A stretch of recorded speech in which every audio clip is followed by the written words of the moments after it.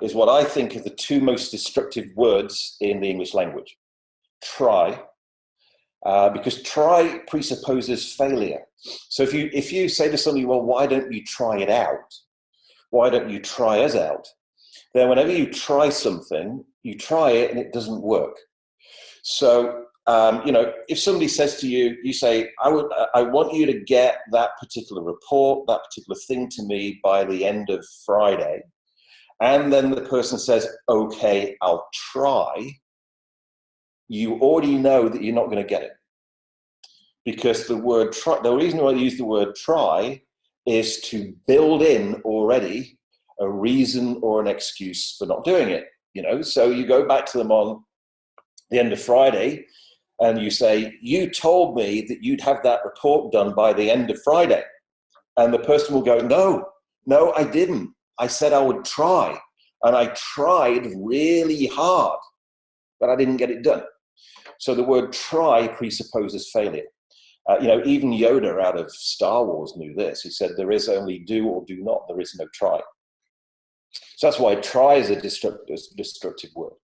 But also the word but is a destructive word, because basically what the word but does unconsciously inside the person's brain is it says what I just said before the word but was a lie. I don't agree with it at all. Because if I said to you, I totally agree with everything that you've said, but what you've actually communicated to the person was everything you said before that word is actually a complete lie, a complete myth. So what we want to do is just delete the word try altogether and replace. I wish I didn't press the send button, David. I just wrote, Denise asked us, after all the sessions are done today, when is the replay going to be available for 97 until?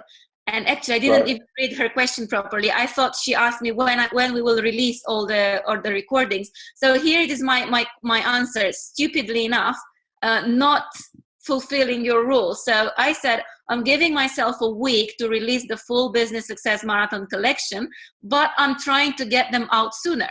We need to edit, so it depends on how soon I'm going to be happy with the editing. So I made two mistakes in just one paragraph. Yeah, but I'm going to try.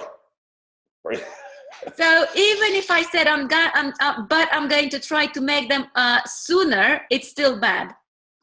Yeah, because what have you also told yourself? What you've told yourself is that you're going to try and do that. Now, try actually means that you're going to put in a huge amount of effort, but fail anyway. Okay, I take that as a personal challenge not to fail and to get it done within 2-3 days.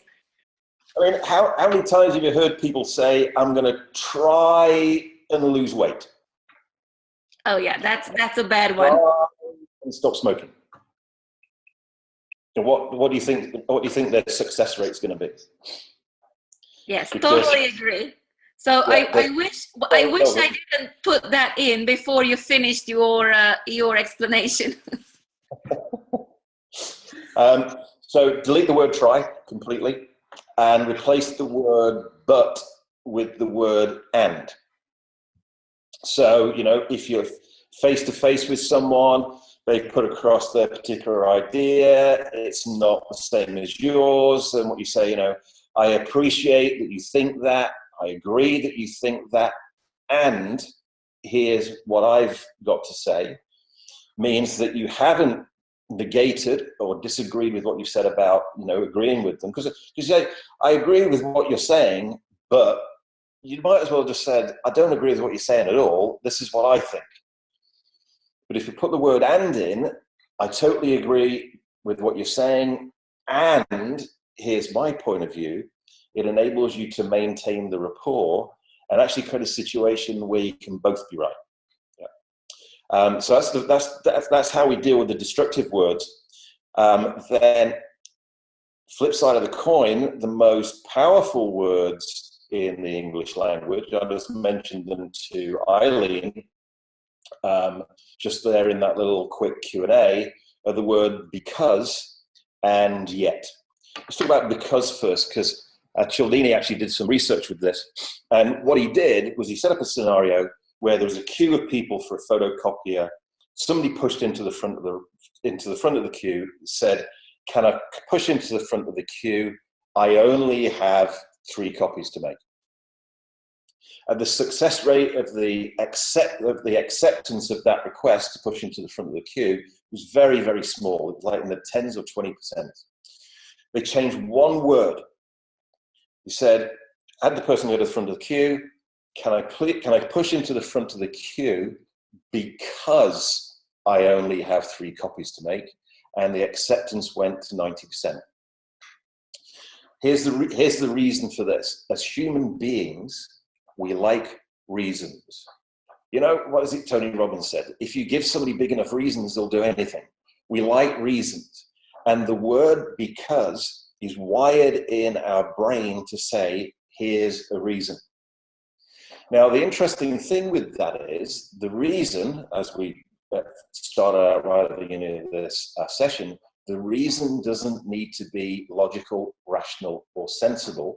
It just needs to be plausible.